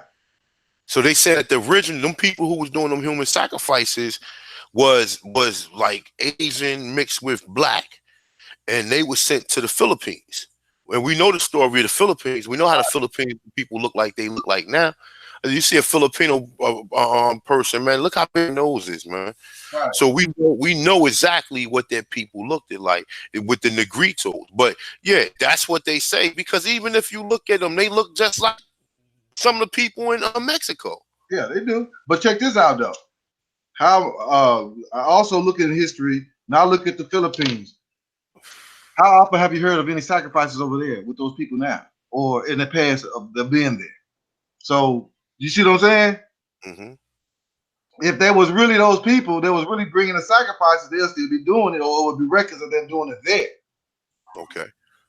That's what I'm saying. Now, not to discount what you're saying, there were what you would call the Mongols that looked like the Negritos, but these were more what you would call your Aleuts. Or if you ever look at, I got a picture of one from 1899. It's a brother. He jet black, hair, and he real dark complexion. You know what I'm saying? So those were the people that were coming and mixing in with us more so than the ones that's in the Philippines. The Philippines were the ones that were pushed out of China and Asia. They was pushed down to the southern parts. That's how come they settled in that area. Well, no. What I was actually getting at was, when the Qi dynasty came here, and they mixed with the Aborigines or the Olmec, and they created the people which now we call Negritos. And they saying that because they was doing the human sacrifices, they banished them out to the Philippines. But like you said, though, you said they would have probably kept the practices on if them was the same people, though.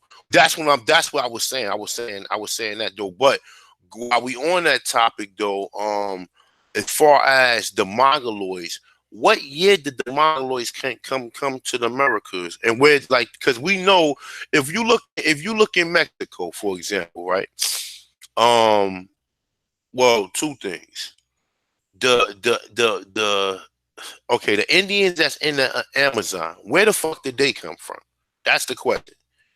Are they descendants of like the Mongoloids that just went out there and just adapted to living out there like that, and they just, what I'm saying, became the Indians as we know, the ones that live in the Amazon? I mean, like, what do you know about that?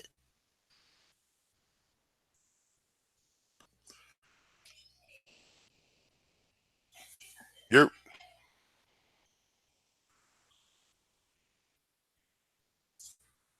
still with me? Still with me, medicine man? Your mic muted, medicine man. You probably don't even know it. Man, I'm just talking. Okay, yeah, I'm on. Now, what I'm about to say is that in the historical research, basically what it says is that when these Mongol Tartars came, now keep in mind, there have been people coming into Americas, ever since, from antiquity. It's always been, what it is now. It's always been, like that's why I'm thinking that when they talk about Babylon, America's always been that. It still is today. You know what I'm saying? Because in antiquity, everybody was coming from all over, to purchase and buy and do commerce and trade and all that. So you got people from all over. So the Americans wasn't like in a secret. You know what I'm saying? It was only unknown to these Europeans, these Indo-Europeans, should I say, who had just recently came from the Caucasus Mountains and conquered Europe. And they start hearing from, these other Moors or Iberians or whatever about the Americas because they had been to a trade with them. So that's when they came into the knowledge of it. So when they talk about the New World, it's new to them. Everybody else knew. All the other nations knew about the Americas. They got writings. Look, I can show you Chinese maps from the 1400s with America on it. So they knew. So it's not, something that, that was just like a secret, only unknown to the Indo-Europeans or Because they just came off the porch. right. They just came off the porch. They make it seem like they've been doing all this and they've been going back and forth. They ain't done nothing prior to like No, the 1700s. Man, I'm talking about prior to all that history that you hear about them conquering. No. Them all black. they didn't. Yeah, that didn't have a damn thing to do with nothing. Like I said, that's why when you hear about Native Americans or who we call the Indo-European, you you automatically put something next to them as an attribute. We all know that you see a teepee next to them. It's always a teepee, right? We just told you we never stayed in no fucking teepee. No, We stayed in an apartment. if you go ahead and I tell everybody, look, research the Siberian people. There's several Siberian tribes, and when you look at and research these Siberian tribes, especially around the Altia Mountains in that area, because that's where a lot of the DNA of these so-called Native Americans today, a lot of their DNA trace right back into that region. So when you look at those people over there, you will see they look just like the people over here, and you will look at some of the history and some of the customs and traditions and rituals. You see that they still doing the same thing. You know what I'm saying, that they were doing there. So it's like almost like these are the breadcrumbs. Okay, yeah, what I mean, quack like a duck, look like a duck, it must be a duck. That's true. Because the not only do the genetic evidence confirm it, it's the phenotype, it's the traditions and the rituals, that are still to this day in Siberia amongst these tribes that I basically shared among some of these tribes that came and migrated here. They brought some of these customs with them. Like you can look at some of the Russians. They got hair feathers on and a whole suit. And they jumping around and beating on drums and everything. And this is a Siberian Russian. And they're looking just like the people over here, what they call the plain Indians. So that can tell you, well, that's where they come from. Their DNA match. The people there doing it, been doing it before they came here. So that's where they come from.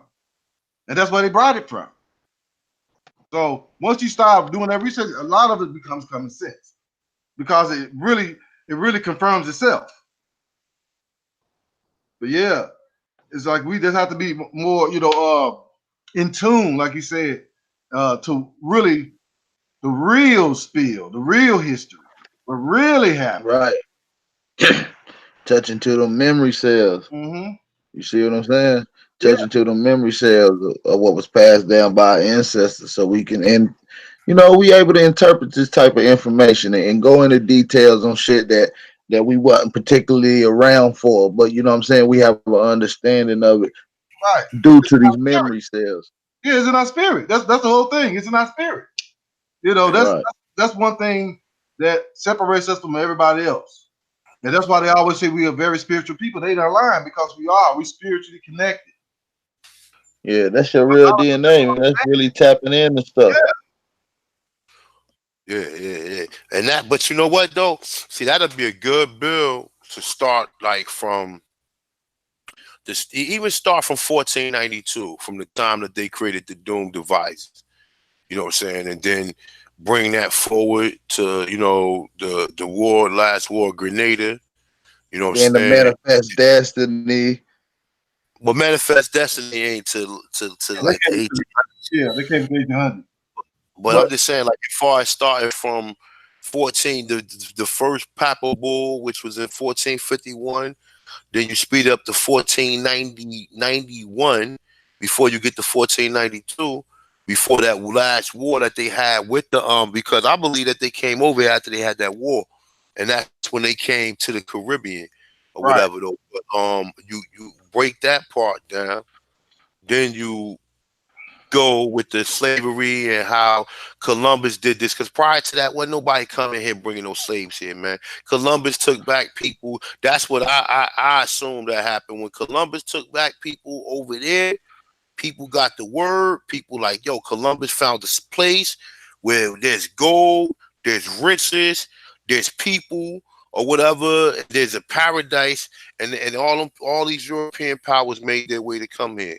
And from that point on, they've been basically this land. Because listen, if you honestly, if you look, if the maps is the way we think they are, okay, which I don't think that they are. Now, I'm just saying, just to say, oh, okay, for the sake that they might be, all right, you know what I'm saying? Because it's a 50-50 chance. You know what I'm saying? It's a point 50-50 that they might be that way or they might be another way. You know what I'm saying? But either which way, they're not. There's, you know what I'm saying? Whether Africa's upside down, flip to the right, flip to the left, America. But if America is the size that it is, America is just as big as Africa, if not bigger. But on a note that you have to connect Africa to Europe. You know what I'm saying? Africa is part of Europe technically. You know what I'm saying? You know, Hey, I'm gonna trip you out right this, A1. I just and you can check out your boy UB News because he put me up on this. But he's real good at interpreting maps and researching and breaking down, the meanings, like and the labels and whatnot. And so he had a video and it was showing like the map perspective because he was talking about the maps are wrong too. And he was showing, and it made so common sense when he said it. He was showing how the map said that the Atlantic Ocean was the North Sea. And then beneath, or what is the Pacific Ocean, was the South Sea. So now if you turn the map sideways, all of what is up there is the north or north. And we in the middle. And then South America, and all that in the tropical, and then it goes down, to the south. I'm like, wow. So it's almost as if you look at it like it'd be Africa, Europe, Asia, all it'd be up north. It'd be the Americas in the middle, and all the way up to Canada. And then at the bottom, or not only the Americas, but it also be the Pacific, Australia, all of that, the Solomon Islands and and the Melanesia and all of that, Hawaii, all of that be in the middle strip. And at the bottom be Antarctica. Yeah, I got a map. I got two maps. I got a globe right here and a map on the wall. And I look at it all the time and shit because it's shit right here in the little area where I be doing my videos at. And I just be looking at it, like, you know what I'm saying, like really, like, if you like, even if you look at it, they say that Europe ain't as big as they show it on the map. No, it's not. So, but if you look at Russia, Russia is almost the size of. I'm gonna say Russia's almost the size of the Americas, and that's not right. We know that's not true. Russia ain't got all that. You know what I'm saying? But we can say that this is where the Europeans came from. When you get into that story of how the Europeans came, the European and even the Russians, we know that the original Russians was Negroes. Right. So when you start I'm starting to think that like I don't know, we can't even say people started off in no certain area. I guess the way people able to dictate that according to antiquity of how old things are. But I'm honestly thinking that there's older relics outside of Africa. We know that they have found some in America, but there's older relics outside of Africa in other places around the world than in Africa. They just try to make it seem like it's the oldest thing that was found over there, so they can pretty much, you know what I'm saying? They can pretty much keep painting that narrative. Now, peep this. Now you understand the game. Because peep this. There is no initiative for them to, and this goes back to the reason why the whole out of Africa theory, still thrives. Because it justifies them still looking for stuff on their continent. Because what makes more sense than looking on the continent everything started from, supposedly, right?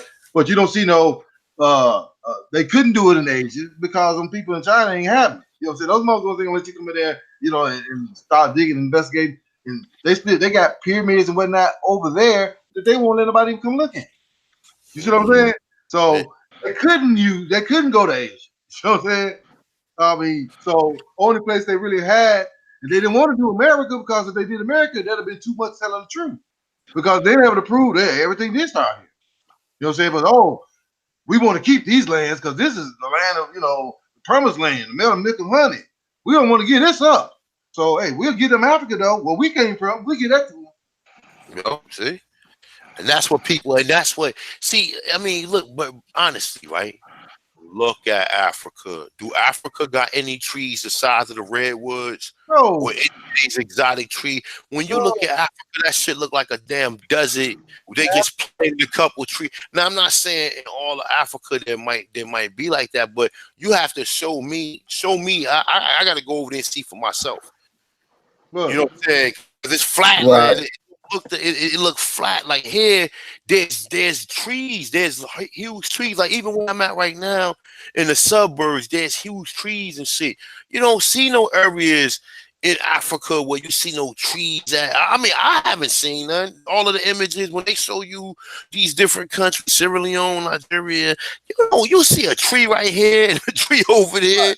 You know what I'm saying? And it don't even look like the same. Like it looks so it looks so suspect. Like you don't like here. And another thing too, right? Think about it, right? In North America, there's plenty of land where ain't nothing but fucking trees for miles and miles and miles. You don't see that shit in Africa. That's a fact. You don't even see that in Europe. You understand what I'm saying? In America, though, you see that shit all over, bro. You see trees all over the place, and then we got them big ass redwood trees out there in California or whatever, and you don't see nothing like that, huh? and the sycamores. Yeah. You don't see. I mean, I never. No, hold up. Enlighten me on that. Hold up. I didn't catch that. I was say that one more time. Sycamore trees. Sycamore. Okay, I know the sycamore is like a chief or Right, and I say sycamore tree because if anybody can catch that, that goes back to the Bantu. The Bantu people are called the sycamore people. You know what I'm saying? And so, and you call sycamore. If you look up that tree, it's to America. You see what I'm saying? Mm-hmm. I mean, like I said, a lot of this stuff becomes common sense. So that tells me that this is a tribe that was planted over there, but they came over here. They were people of the sycamore tree. Like you said, out of the 640 food crops that's grown, 600 of them belong in Americans, yeah. Yeah, in America, they are indigenous to the Americas. So you have to jump to the conclusion that mostly every other plant there that's significant come from the Americas. Cause like A1 said, when you look in Africa, you see them little trees like off of Lion King and shit. Them motherfuckers be dry, like no leaves on it, brittle as hell. If we Like, look up if it's a canopy over here. That's the reason why it's a canopy in America and in South America. The motherfuckers ain't been through the whole Amazon, man. Nobody knows how big the Amazon is. No one ever been through it. They can't. They scared. Yeah, but okay. They so scared they gotta send because they see what's on. If you got jaguars and motherfucking anacondas and shit on the outskirts of that shit before you even get anywhere. Right, and proboscis monkeys. Them motherfuckers ain't no joke, man. Hey, look, that's to give more clarity to what you just said. They still are discovering species of animals in South America. You know what I'm saying? From the rainforest. They just found, like I said, the largest mammal primate. They call it the proboscis monkey. You know what I'm saying? And that thing can dive up underwater, bro. Like they ain't never seen no shit like this. How big is that? You said what? It's human size. It's like 4 to 5 feet. The proboscis monkey. I'm gonna pull it up right now. Hold on. You know they said they had giant sloths over here, man. Yeah, it was. It was giant. So what, they killed them all off? Hey, when I look at some of these records, not only did they kill those off, but they killed off all of the buffaloes. You know, a lot of these animals that are in fact, we used to have lions. You know what I'm saying? Elephants. You know, the camels and all that stuff.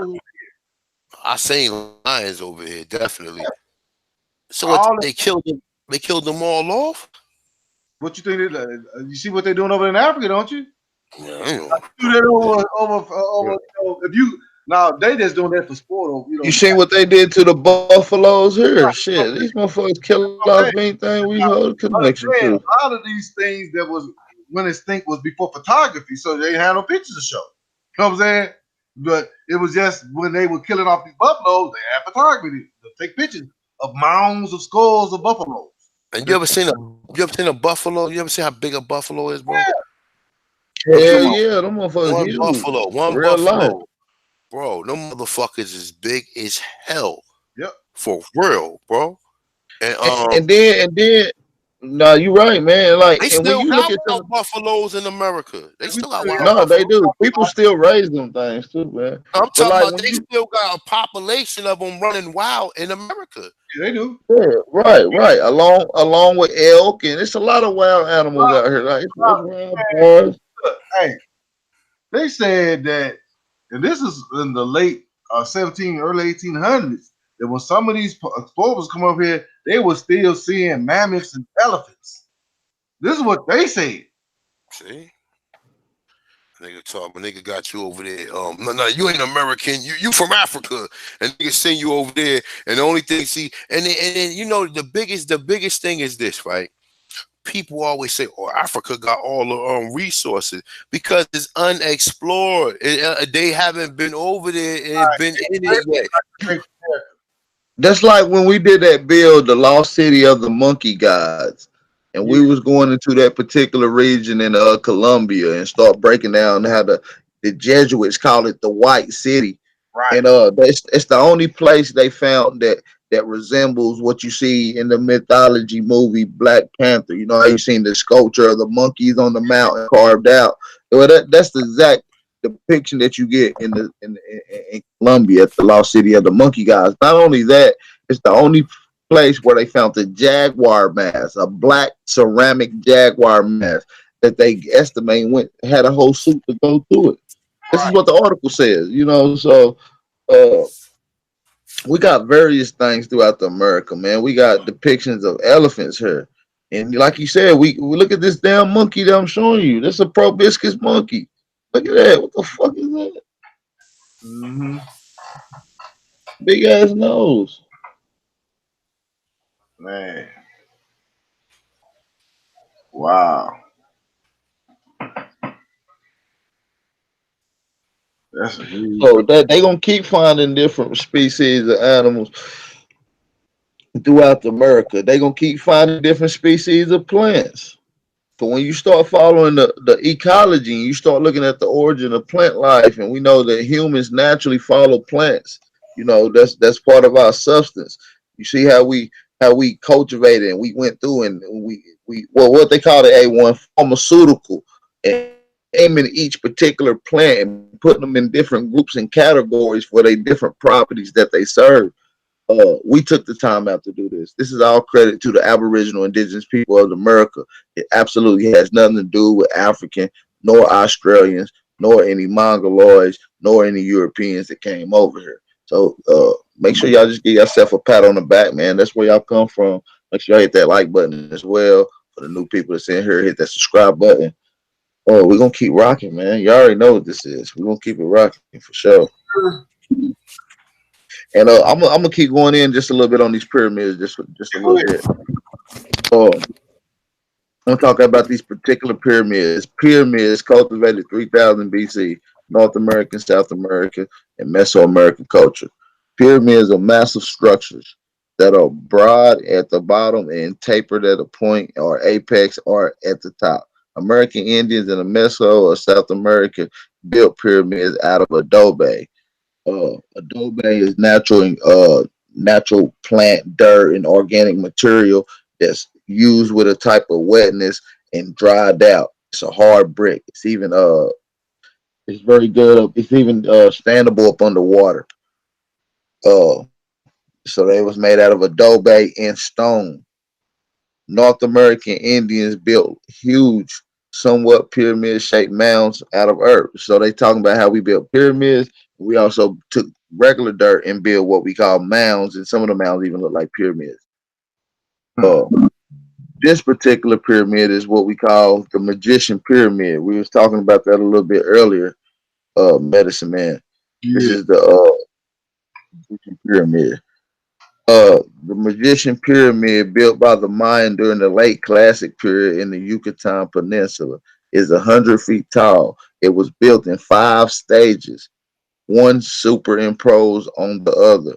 Right, so that means one area was built at the same time in different times. Right, and they just fused them together. The stairway of the pyramid faces the setting sun of the summer solstice. So what we did was this particular pyramid is set up with astrological uh location. So it's using geometrical and astrology to set where this particular stone is. So on the opposite end, which is the cow is on the eastern side. It will be set up to hit for your winter solstice. So you got two pyramids in geographical and that's explaining astrology location. This is a science, you know what I'm saying, to pinpoint particular where that is. You know what I'm saying? So that's a heavy science. And this was published by the National Archive and from the Latin American Library Photography Archives at Tulane University. For those that want to do some further reading on it. But we're gonna go into it just a little more. And I'm gonna start from right here. Well, I start from up here. The first American pyramid builders were the indigenous inhabitants of what is now Peru, who began their first pyramids out of adobe 3,000 years ago. And we got to understand with 3,000 years ago, that's 5,000, 3,000 BC, excuse me, that's 5,000 years ago. So we in 2018, that was 3,000 BC. You add the 2,000 that we in on top of the 3,000 to the number of 5,000, okay? For future reference for those that didn't know. Two of these were the first were in El Sperero, located in the central coastal area, what is present day Peru, and the second one in Corral, 120 miles north of what is Lima. The settlement covered 33 acres and had terraced underground storage riches, right, niches, excuse me. So what they saying is these particular pyramids was built over an area of 33 acres, and they had underground tunnels to smuggle different things back and forth, from mercury to gold to food. You catch my drift? That's what we was dealing with 5,000 years ago. Okay.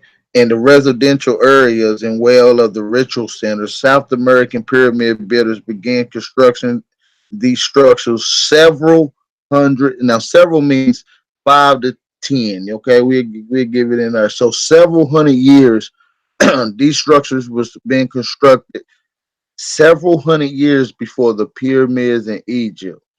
Archaeologists believe that the Egyptians built their first pyramids of Saqqara between 28 to 86 BC, and on the low end, 2613 BC. And construction of the famous Giza pyramids, which is the ones that they typically talk about, is in between 25 BC and 2504 BC. So we're looking at a 3000 BC in comparative to a 2800 BC. We're looking at several hundred years. So why would a particular group of people start the formation of a science that's claimed to be implemented in Africa first, right? And but you're not saying they implemented in Africa first. You're saying they implemented in the Americas, in Peru. Why would a group of people build up all this science only to implement it somewhere else first, only to come back to do it at a literal level wherever they come from? So that doesn't even make sense. So we know You want to that. hear something funny? I mean, my Go bad. ahead, talk about it. You want to hear something funny, right? Yesterday I was on that nigga Q Butter station, I mean channel, right? And I told you we was going back and forth, right? So I was telling them how the pyramids in Peru are older. So you know what he said to me? He said, man, he said, look, man, I mean, why would you even try to give credit to these people creating the pyramids before your own brothers? I said, listen, the people who created these pyramids was Negroes, man. You just don't you've been so brainwashed that the only people like just come out that continent, man. Like I'm so liberated from that fact of understanding that it was black people all over the world, and this is not a myth, and this is not like just like they heavily populated in Africa, they was heavily populated throughout the world in other regions the same way. Who just came from no particular place, but for the most part, if we had to say, well, life begun somewhere, it begun in the West. It begun over here somewhere because we find older information and older um America. Now, my thing is this, right? Outside of the Egyptians, right? What's the oldest bones, or what's the oldest outside of the Egyptians when they finding all these mummies and everything? Okay, we know we got Lucia or the Anthropolyth, whatever the hell it is, or whatever. We know we got that around 300,000 years ago. Okay, outside of that, what other human structure do they brag about that they find in Africa? No. I mean, for real, think about it. And if you found one, then you should find more. Nah. Don't give me. How you just found one if you saying that it was people? So that's the only person. Oh, because we only found one. This means this was the first person. Get the fuck out of here. That's a fucking ape, man. That ain't even no real person, man. Like, you know what I'm saying? That ain't even a real person. And these niggas think they believe because they hiding the real information. The real information, they have found humans older than that. But this is what they created and what they give you. Oh, evolution. This is what you look. That shit look just like an ape. That shit don't look like no human. Even though I have seen some motherfuckers who look like that. But I'm just saying, like, for the most part, that's a motherfucking ape as we know it. And then they sell it to us. And they sell it to academia. That's what I'm saying. Like, you gotta, even with academia, as you know, you're an educator yourself. You gotta look at you gotta be able to go into any of these educational forms with consciousness. That's what helped me. That's what helped me make it through college because I'm conscious and I've seen the other side of the spectrum. So I already know what matters and what doesn't matter as far as the curriculum that I'm learning. I don't stand on none of that. I don't stand on that. All I stand on is that there's a lot of stuff that I've learned in college that is very informative and applicable Right. that you can apply to help you. Just like right now, like I said, I'm doing a statistic class, and this shit is dope. This shit is really.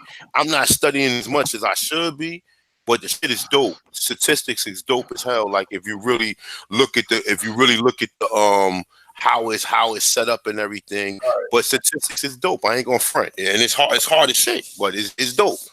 But for the most part, like you said, as far as the Americans, man, don't these Pan Africans and like I told the brother, I said, listen, Marcus Garvey, he might have meant well throughout Africa or throughout the regions or whatever you have people say the diaspora. There's no fucking diaspora. Diaspora means they distributed your ass or dispersed your ass among these different regions in the Caribbean. That's what the word diaspora means. Everybody always throwing that term, oh, the diaspora. The diaspora means they dispose of your ass in these different regions. That's what it means, right? Yep. They mean they dropped your ass off, and that's why I never liked that term, the diaspora. What diaspora, nigga? I wasn't dropped off. Fuck is you talking about? You know what I'm saying? And this is, and like I said, man, the diaspora, nigga, like they dropped us off here. Like what they never take in consideration is that so-called diaspora was exclusive to Americas for like over 2 centuries before it even started including Africa. Because they haven't even explored Africa. They just colonized it in 1900. That's what I'm trying to tell you. They ain't had no time to bring the little. And listen, the few Africans that they did bring here, they are no longer existence. They are no longer nowhere to be found.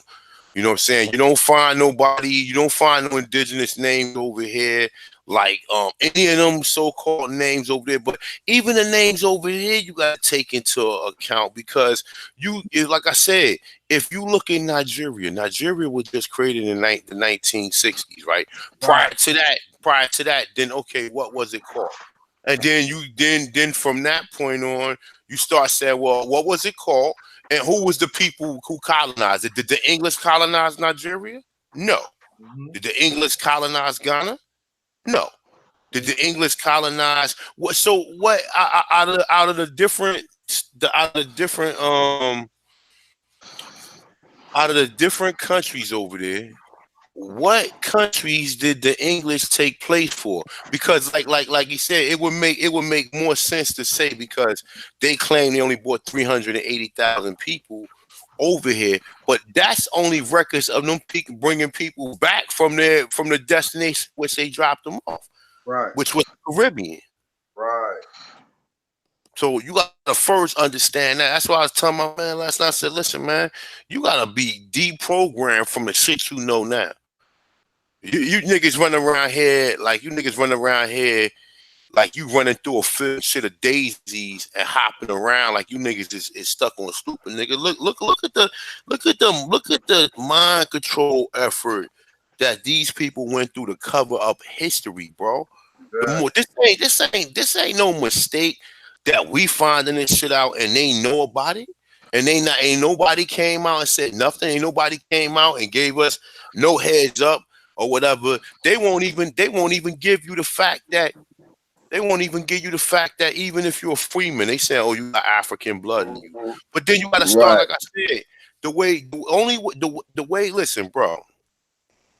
According to them, whatever studies they use to come up with the freeman, all we gotta prove to them is them Indians that's over because they only gonna say is they killed off the Indians, and we know how they killed off the Indians. They killed you off through classification. Right.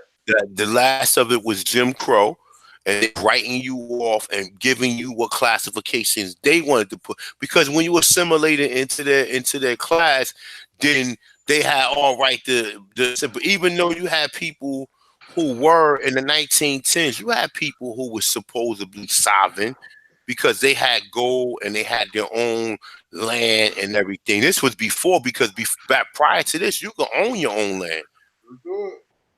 Right, prior you could own your own land. A lot of them places down south didn't start getting taxed until later on, and I mean, and I have to really see how that worked out because you know what I'm saying. But if they was getting taxed, that must mean they always was getting taxed.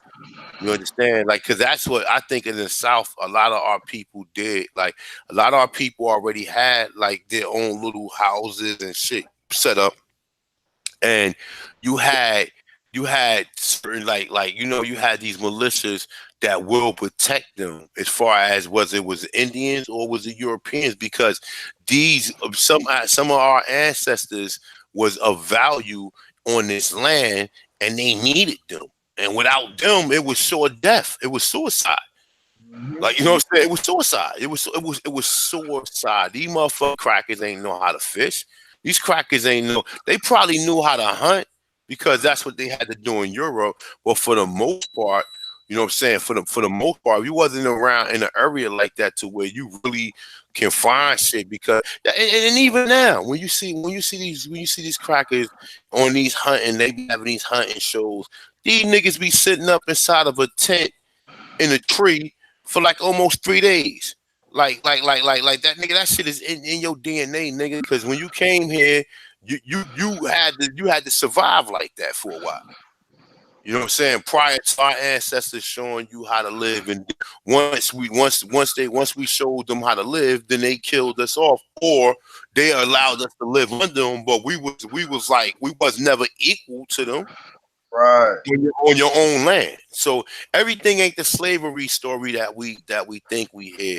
And now when I say slavery, you still is under threat, duress, and coercion. That's still a form of like if you threat. You mean you scared of somebody? Like, I mean, I don't ain't too many people who can really threaten me, and I'm gonna be fucking worried about it. You know what I'm saying? But for a motherfucker to have you threatened to the point where your whole land and your family and all that, that's a pretty heavy threat. You know what I'm Right. saying? You know what I'm saying? That's a pretty heavy threat. So, and coercion, meaning you really look up to these people that much that you could allow someone to coerce you. That's like a person coercing you to go do some wrong shit. Or even like a man coercing a woman to, you know what I'm saying, get in bed with her, or try to manipulate her or whatever. That's still a form of coercion as well. But for your ancestors to be under coercion is because I guess at some point in time, it was so many traitors. There was so many of these bootleg Negroes, these bootleg Indians that sold our people out to the point to where we ain't had no choice because we don't know who to trust. Just like you see it in that Turner movie or a Vinzi, I mean, what's the a Denmark Vesey, or whatever, how they crossed him up or whatever, his own people or whatever. A lot of people wanted to do shit back then, but they was like, man, these niggas, we don't know who's who.